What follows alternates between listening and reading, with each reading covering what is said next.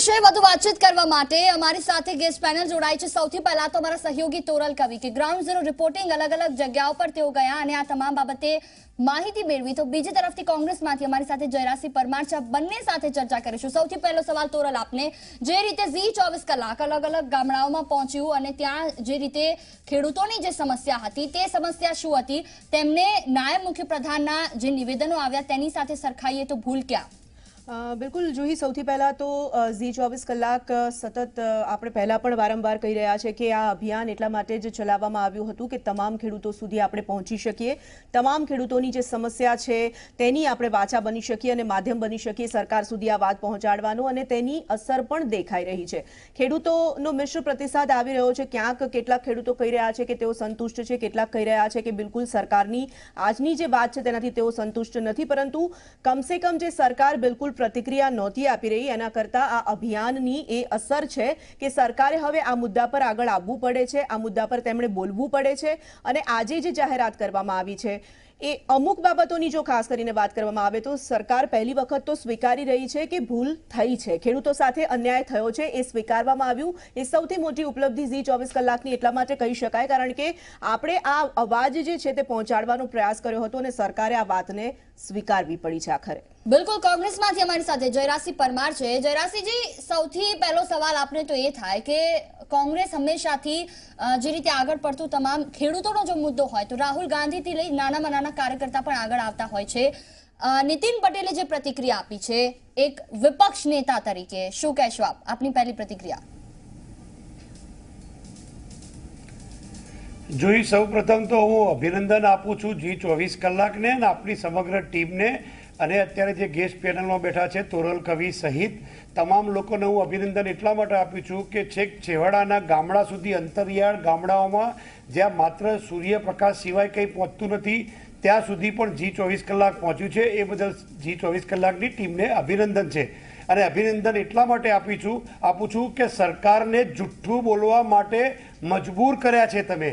સરકારે સાચું કહેવાની જગ્યાએ સરકારને ખોટું બોલવા માટે પણ આપે મજબૂર કર્યા છે। એ બદલ ઝી 24 કલાકને અભિનંદન। હવે શરૂઆત કરું વાતની તો સૌપ્રથમ તો નીતિનભાઈએ જે વાત કરી છે, ઝી 24 કલાકે જે મુહિમ ચલાવી હતી એના માટે 4 સભ્યોની કમિટી બનાવી છે।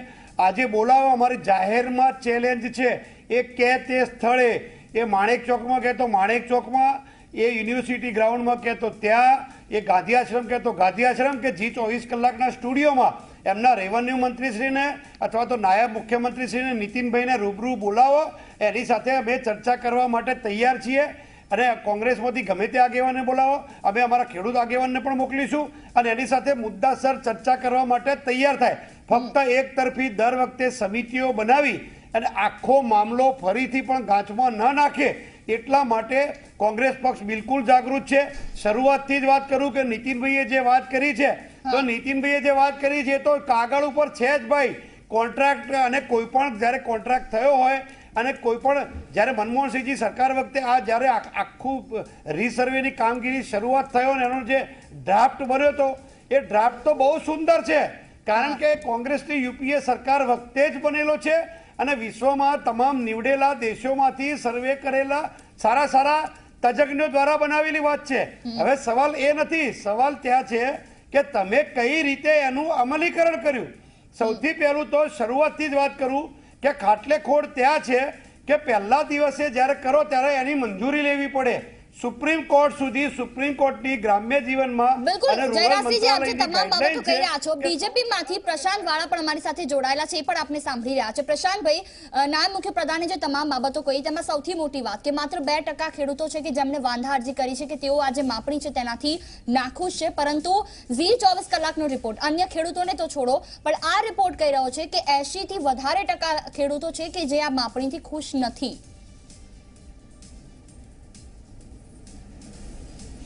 એમાં એવું છે કે સરકાર પાસે જે અરજીઓ આવે, જે પણ ખેડૂતોને વાંધો હોય, આજે ગુજરાતના 18,034 ગામડાઓમાં આ માપણીની પ્રક્રિયા કરવામાં આવી છે। એમાં સરકારી આંકડા મુજબ 2% લોકોની વાંધા અરજી આવી છે, પરંતુ હજુ પણ જે કોઈ ખેડૂતોને આ બાબતે વાંધો હોય તો એ હજુ પણ દરવાજા ખુલ્લા છે, એ વાંધા અરજી આપી શકે એમ છે। અને રીસર્વેની પ્રક્રિયા ચાલી રહી છે.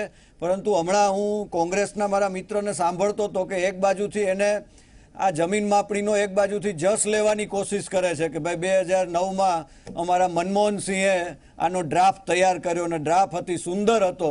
અરે ભાઈ, ડ્રાફ્ટ હતી સુંદર હતો તો તમે કેમ આ કામગીરીને વખોડો છો? નંબર 2, ગુજરાતે આનો અમલ કર્યો એવું આખા ભારતમાં પહેલું રાજ્ય ગુજરાત છે કે જેણે આ જમીન માપણી ડ્રાફ્ટનો અમલ કર્યો અને એ પ્રમાણેની પ્રક્રિયા ચાલુ કરી. એમાં પણ જ્યાં ક્ષતિઓ હતી એ ક્ષતિઓ સુધારી અને આધુનિક ધોરણે આખી પ્રક્રિયા થાય એની પહેલ આખા ભારતમાં ગુજરાત રાજ્યએ કરી છે. શા માટે કોંગ્રેસ શાસિત એક પણ રાજ્યએ આ પહેલ ન કરી ભાઈ? ભૂતકાળમાં ક્યારેય આ પ્રકારની જમીન માપણીનું માંગુ છું પ્રશાંતભાઈ, હું આપને એટલા માટે અટકાવવા માંગુ છું કે અમે સતત આ મહાઅભિયાન સાથે જોડાયેલા રહ્યા છીએ. હું આપને એટલા માટે અટકાવવા માંગુ છું કે જે રીતે આખો આ પ્રશ્ન સામે આવી રહ્યો છે, આપ કહી રહ્યા છો કોંગ્રેસ અને ભાજપની આમાં બિલકુલ વાત નથી, આમાં માત્ર ખેડૂતોની વાત છે, ખેડૂતોના પ્રશ્નોની વાત છે. આપ કહી રહ્યા છો માત્ર 2% લોકો તમારા સુધી પહોંચ્યા છે. કેટલાય ખેડૂતો છે એવા છે અમારી સામે પણ આવ્યા છે જે લોકોને હજી ખબર પણ નથી કે જમીન માપણીમાં આટલી ગંભીર ક્ષતિઓ રહી ગઈ છે. આ વાત તો હવે સરકારે સ્વીકારવી, છૂટકો જ નથી તમારી પાસે બીજો કોઈ. જી ન્યૂઝના અહેવાલ અને જી ન્યૂઝે જે રીતના ગામડે ગામડે જઈ અને કવરેજ કર્યું એ બદલ હું જી ન્યૂઝને પણ અભિનંદન આપું છું. પરંતુ વાસ્તવિક સ્થિતિ મેં જે વાત કરી કે ખેડૂતોને હજુ પણ જ્યાં જે ખેડૂતોને જમીન માપણી બાબતે જે કાંઈ પ્રશ્નો હોય, જે કાંઈ વાંધા હોય એ હજુ પણ રજૂ કરી શકે છે. પરંતુ ઓન પેપર સરકાર પાસે અત્યાર સુધી માત્ર 2% ખેડૂતોની અરજી આવી છે આ સંદર્ભમાં. તો એ આંકડાઓ મંત્રીશ્રીએ જાહેર કર્યા અને હજુ પણ જો કોઈ ખેડૂતોને ક્યાંય પણ આ પ્રક્રિયા બાબતે વાંધો હોય તો એ અરજી કરી શકે છે. પરંતુ સરકારનો જે આશય છે, સરકારનો હેતુ છે એ બહુ સ્પષ્ટ છે કે આધુનિક ટેકનોલોજીના જમાનામાં જ્યારે વિશ્વ સ્તરની ટેકનોલોજી અવેલેબલ હોય, પણ પ્રશાંતભાઈ વાત અહીંયા એ છે કે જો સરકાર કોઈ કામ હાથમાં લે છે તો પછી તેને ફરી એકવાર કરવું પડે તેવી નોબત કેમ આવે છે? બિલકુલ, અમારી સાથે ખેડૂત આગેવાન પણ જોડાયા છે, રતનસિંહ ડેડિયા. રતનસિંહજી, જે રીતે સરકારે વાત કરી કે માત્ર 2% ખેડૂતો નાખુશ છે, પરંતુ જે રીતે તોરલે વાત કરી કે 80%થી પણ વધારે ખેડૂતો નાખુશ છે, તેનાથી ખેડૂત આગેવાન તરીકે આપના ધ્યાનમાં એવા કેટલા ખેડૂતો છે કે જે નાખુશ છે અને આપ શું કરશો? ખેડૂત તરીકે જો વાત કરીએ તો 70 થી 80% માપણીમાં ભૂલો છે. બરોબર, ગૌચર જે હતા એ ગૌચર આખા નીકળી ગયા છે. મારા ગામની અંદર 171.84 હેક્ટર જમીન શ્રી સરકાર હતી, તે પણ અત્યારે નકરી 60 હેક્ટર જ રહી છે. બરોબર, એ સિવાય જે વાત કરે છે તો 2%ની વાત કરી તો 2014 ને તે 3જા મહિનાથી જે અરજીઓ આપેલી છે હજુ સુધી એના કોઈના નિકાલ ના થયા. બરોબર, અને બીજું એક વાત એટલા માટે પૂછવાની ઈચ્છા થાય છે કે વાંધા અરજીની જે વાત કરી, ખાસ કરીને સરકાર કહી રહી છે કે જે વાંધા અરજી છે તે તમામનો નિકાલ કરવામાં આવશે. પરંતુ શું લાગે છે જે રીતે અમે લોકો ગયા, અમે લોકોએ તપાસ કરી, 2-3 વર્ષ પહેલા કરેલી વાંધા અરજીનો પણ હજી સુધી કોઈ જવાબ સુદ્ધા નથી આપવામાં આવ્યો.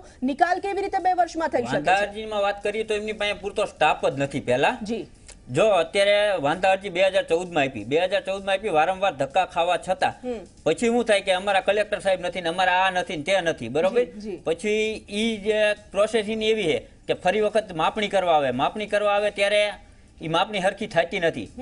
બરોબર, અને એ ન થાય એટલે એના કારણે કલેક્ટર હાજર નથી હોતા. હવે 4 જિલ્લા વચ્ચે એક કલેક્ટર છે સુરેન્દ્રનગરમાં. બિલકુલ, અને આ બાબતને લઈને પણ કલેક્ટરે તપાસ સોંપાઈ છે તેવું નાયબ મુખ્યપ્રધાને કહ્યું છે. તો અત્યાર સુધી શું કરતા હતા તે સવાલ ચોક્કસથી થાય. જ્યારે આ મહાઅભિયાન છેડવામાં આવ્યું ત્યારે આ તમામ બાબતો બહાર આવે છે. તોરલ, જે રીતે ખેડૂતો ખુશ નથી, કલેક્ટરને તપાસ સોંપવામાં આવી, ફરી એકવાર માપણી થાય તેને લઈને પણ વાતચીત કરવામાં આવે છે. એટલે સરકારનો એક તો ખર્ચ વધી રહ્યો છે, ખેડૂતો હાલ નાખુશ છે, પછી પણ કામ કેટલું વ્યવસ્થિત થશે તે એક મોટો પ્રશ્ન છે. જુહિયામાં સૌથી મોટી વાત એ છે કે જે કરાર કરવામાં આવ્યો હતો ખાનગી કંપની સાથે, તેમાં સ્પષ્ટ એવું કહેવામાં આવ્યું હતું કે જે કોઈ ભૂલ રહેશે એ તમામ ભૂલ સુધારવાની જવાબદારી એ ખાનગી કંપનીની હશે. શા માટે સરકાર એવું વારંવાર કહી રહી છે કે તમામ ખર્ચ જે છે તે સરકાર ઉપાડશે? સરકાર પણ શા માટે ઉપાડે? જે ખાનગી કંપનીને 272 કરોડનો આખો પ્રોજેક્ટ આપવામાં આવ્યો છે, તે લોકોએ જ ભૂલ સુધારવી પડે. બીજો મહત્વપૂર્ણ બાબત એ કરારમાં એવી હતી, એ ખાનગી કંપનીના કરારમાં તેવું લખવામાં આવ્યું હતું કે 50% થી વધારે ભૂલો જો રહી જાય છે ના, તો એ સરકારે એવું જમીન નથી કહ્યું. ફેરમાપણી જે છે તે રદ કરવામાં આવશે, અને એ દિશામાં તો હજી આપણે જઈ જ નથી શકતા. પરંતુ જે રીતે કહેવામાં આવી રહ્યું છે, સરકાર શા માટે ખર્ચ ઉપાડે? ખેડૂતોના માથે કોઈ ખર્ચ નહીં આવે તેવું કહેવામાં આવે છે. જોઈ ખાસ વાત હું અત્યારે એટલા માટે કહેવા માંગુ છું કારણ કે એટલા ગરીબ ખેડૂતો સાથે અમે લોકોએ મુલાકાત કરી છે. આપણે જ્યારે પહોંચ્યા હતા એ લોકો સાથે જ્યારે વાત કરી, તેઓ એવું કહી રહ્યા હતા કે એક જગ્યાએથી બીજી જગ્યાએ અરજી કરવા માટે જ્યારે તેમને જવું પડે છે, 30 રૂપિયા 35 રૂપિયા ભાડું થાય છે, 75 રૂપિયા અમને 7/12ના ઉતારાની નકલ લેવા માટે થાય છે, કાચો નકશો લેવા માટે અમારે 200 રૂપિયા ખર્ચવા પડે છે. જ્યારે એક એક રૂપિયાનો હિસાબ ખેડૂત કરતો હોય ત્યારે આટલો ખર્ચો પણ ખેડૂત કેવી રીતે એફોર્ડ કરી શકે છે એ સરકારે સમજવાની જરૂર છે. બિલકુલ પ્રશાંતભાઈ, આપ કઈ કહી રહ્યા હતા? પેલી મારે વસ્તુ બોલવાનું તો છે કે પછી આ તમને જમીન સાંભળવા માટે બેઠા માપણીનો છીએ? કોઈ પણ ખર્ચો હા હા, ખેડૂતોએ બોલવાનું છે આપણે. ભોગવવાનો નથી. બિલકુલ પ્રશાંતભાઈની વાત સાંભળીને આપણા સુધી પણ આવીશું. જયરાજસિંહજી, કોઈ પણ ખર્ચો ખેડૂતે કરવાનો નથી.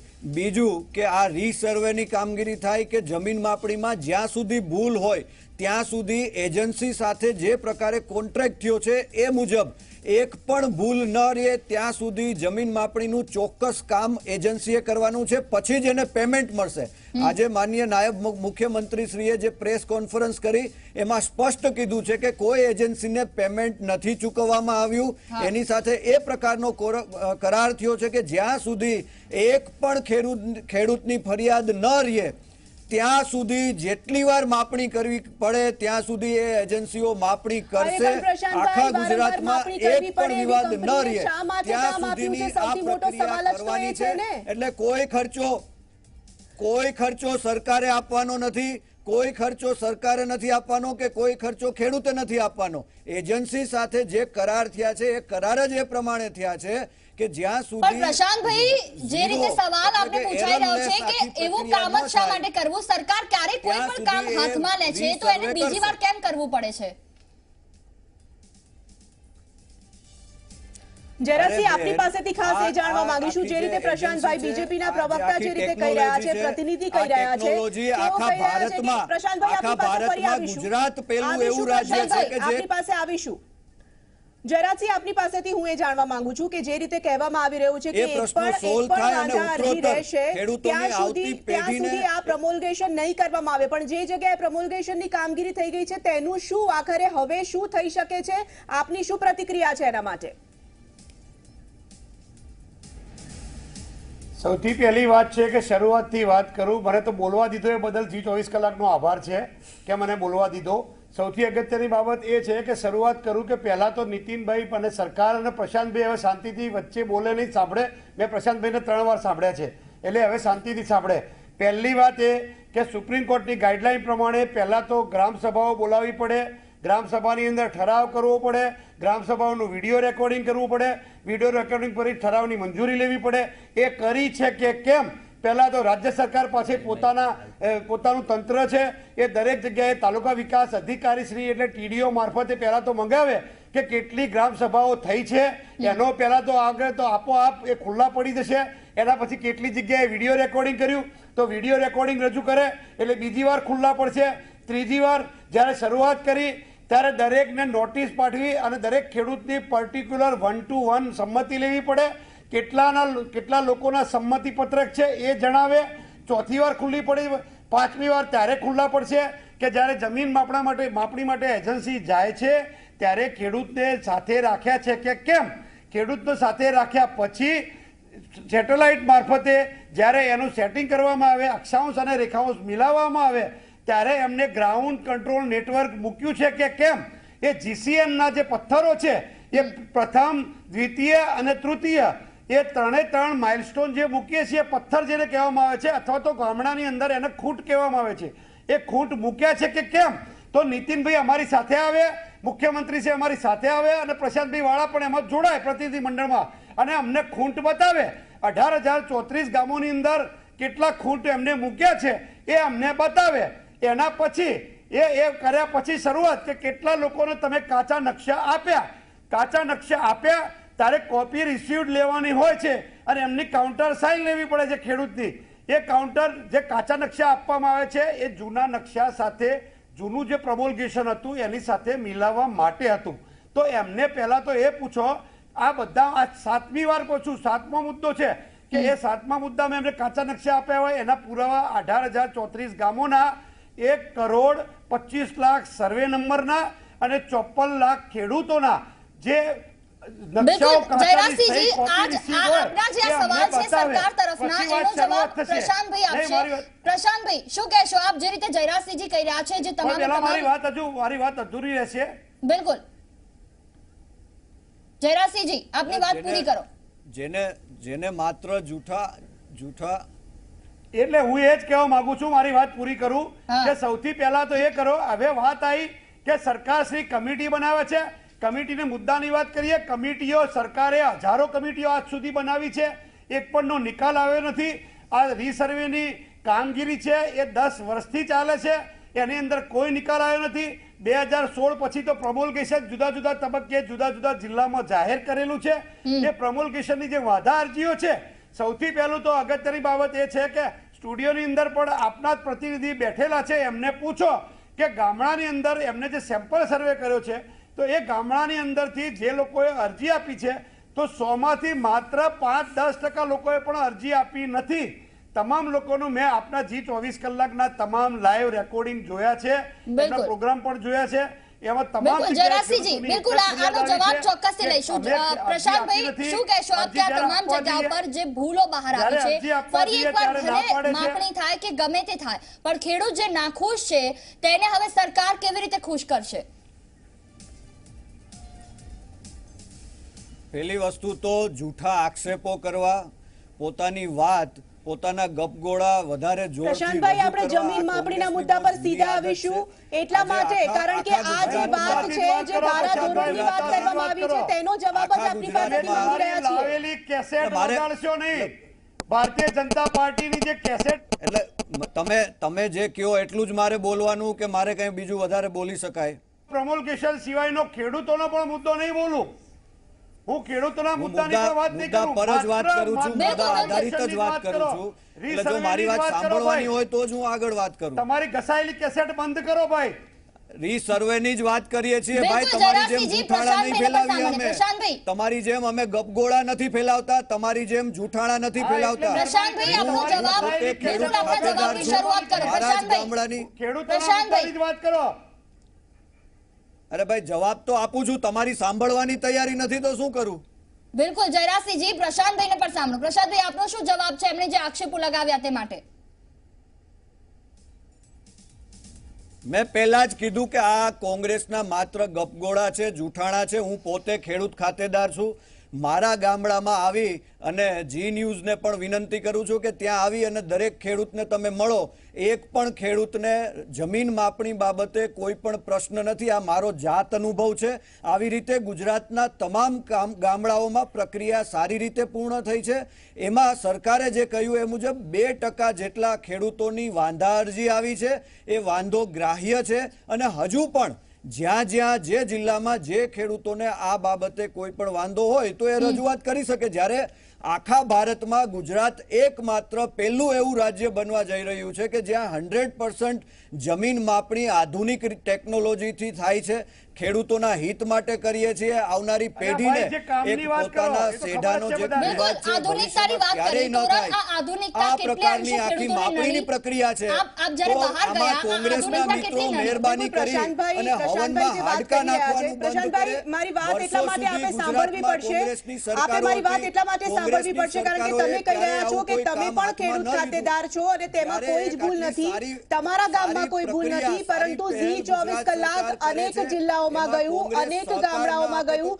સાબરકાંઠા હોય, બનાસકાંઠા હોય, અરવલ્લી હોય, દેવભૂમિ દ્વારકા હોય, પોરબંદર હોય, અનેક જગ્યાએ G24 કલાક જાતે અમે પહોંચ્યા છીએ. અમે કોઈ રાજકીય પક્ષ સાથે જોડાયેલા નથી. અમે મીડિયા છીએ. અમે સાચો અવાજ સામે લાવવાનો પ્રયાસ કરીએ છીએ અને એટલા માટે જ વારંવાર અમે કહી રહ્યા છીએ કે સમસ્યા તો છે. રાજ્ય સરકારે સ્વીકારવું પણ પડ્યું છે કે સમસ્યા છે. રતનભાઈ પાસે જોઈ તમારી વાતનો આપણે જવાબ લઈએ. પહેલા હું જાણવા માંગીશ કે સૌથી વધારે તો ખેડૂતો જ આવા સૌથી વધારે પીસાઈ રહ્યા છે. રાજકીય પક્ષોની આમાં બિલકુલ વાત નથી. પક્ષો આક્ષેપ પ્રત્યે આક્ષેપ જ કરશે અને અમારે જે ખેડૂતોને જે અંદર પીસાવાનું જે લખ્યું છે બરોબર. અને બીજું ના એટલે રતનભાઈ હું તમને એ પૂછવા માંગુ છું, તમે એવું માની રહ્યા છો કે આ જે આધુનિક પદ્ધતિથી જે માપણી કરવામાં આવી, એક તો જે રીતે જયરાજસિંહે પણ કહ્યું કે તમામ ખેડૂતોને હાજર રાખવા પડે, ગ્રામસભા કરવી પડે, વિડીયો રેકોર્ડિંગ કરવું પડે, સમિતિ બનાવવી પડે, આ તમામ ધારાધોરણોનો ઉપયોગ કરવામાં આવ્યો છે, તેનું પાલન કોઈ કરવામાં જગ્યાએ આવ્યું કંઈ છે? કરવામાં આવ્યું નથી. અને હાલની અંદર તમે ધાંગધ્રા તાલુકામાં જાઓ અને ધાંગધ્રા તાલુકા મામલતદાર કચેરીમાં જાઓ અને જુઓ કે કલમ 5 નીચે કેટલાના માર્ગના રસ્તાના અને ઈ જે દાવા ચાલુ છે ને ઈ જુઓ ત્યારે તમને ખબર પડે. અને અમારી એક જ માંગણી છે કે અમારી અત્યારે માપણી રદ કરે. અને બીજું કે અત્યારે પ્રમોલગેશન કર્યું એ પહેલા રદ કરે, પ્રમોલગેશન રદ કરીને જૂની માપણી પ્રમાણે અમને અત્યારે અમારી જમીન દઈ દે. અને એ જમીન દઈ દીધા પછી એમને નવી માપણી જ્યારે થાય ને કમ્પ્લીટ થાય પછી પ્રમોલગેશન કરે. તો બિલકુલ અત્યારે ખેડૂતના જે પાક ધિરાણ કે આ તે હોય અને જે જમીન ઘટી જઈ તો એ જે પ્રશ્ન સોલ્વ થાય, અત્યારે પ્રમોલગેશન રદ કરવું એ તાતી જરૂર છે. બિલકુલ પ્રશાંતભાઈ, આપ શું માનો છો? અરે ચોક્કસ રીતે સરકારે પણ આ જ રીતે જાહેરાત કરી. આજે નાયબ મુખ્યમંત્રીશ્રીએ પણ જણાવ્યું કે ખેડૂતોને ક્યાંય પણ અસંતોષ હશે, ક્યાંય પણ વાંધો હશે ત્યાં સુધી જમીન માપણી ફાઇનલ કરવામાં નહીં આવે. એટલે રતનસિંહભાઈનો જે પ્રશ્ન છે, ખેડૂત પોતાની બાયડીના ઘરાણા મૂકી, પોતાની પત્નીના ઘરાણા મૂકી ધિરાણ ભરે અને એના નથી. એક મિનિટ સાહેબ, હું તમને ઘણા એવા દાખલા દેખાડું. પોતાની પત્નીના ઘરેણા વેચી અને એ વ્યક્તિ ધિરાણ ભરે છે અને ધિરાણ ભર્યા પછી અત્યારે નવા નકશામાં ફેર આવે, નવા ઓલામાં ફેર આવે તો એને નવું પાક ધિરાણ નથી મળતું. બરોબર, ગ્રાઉન્ડ ઝીરો ઉપર જાવ તો ખબર પડે. અરે ભાઈ સાંભળી તો લો પેલા આખી વાત. બિલકુલ ખેડૂતોની 1 ઇંચ જમીન પણ ક્યાંય ઓછી થવાની નથી. ખેડૂતોને ટાયર લગાવીને કોઈ લઈ જાય એકવાર નથી, એમાં તો કઈ ઓછી થવાની કોઈની બીક નથી અમને ખેડૂત. ક્યારે પ્રશાંતભાઈ, તમે આવો દાવો કેવી રીતે કરી શકો કે 1 ઇંચ પણ ઓછી નથી થઈ? અહીંયા એક વીઘાઓ ગાયબ થઈ ગયા છે, આખા ખેતરો ગાયબ થઈ ગયા છે. પ્રશાંતભાઈ, તમને ગ્રાઉન્ડ ઓછી રિયાલિટી કદાચ થવાની ખબર જ નથી. નથી, આખા ખેતરો ગાયબ થઈ ગયા છે. અરે પણ જયરાજસિંહજી કઈ કહેવા માંગે છે? જયરાજસિંહજી, એક મારી વાત તો સર્વે નંબર સાંભળો, 2 તમે જગ્યાએ તમારી વાત કરે રાખશો. મારી વાત તો સાંભળો પેલા. બિલકુલ તમે જુદા મુદ્દા પર જઈ રહ્યા છો. સરકારે પણ સ્વીકાર્યું છે કે આખા ગુજરાતમાં 2% જેટલા ખેડૂતોએ એનો વાંધો રજૂ કર્યો છે. તો આ 2% ખેડૂતોના જે પ્રશ્નો છે, એની જમીન માપણીમાં જે ભૂલ છે, એના માટેની રીસર્વેની કામગીરી થઈ રહી છે.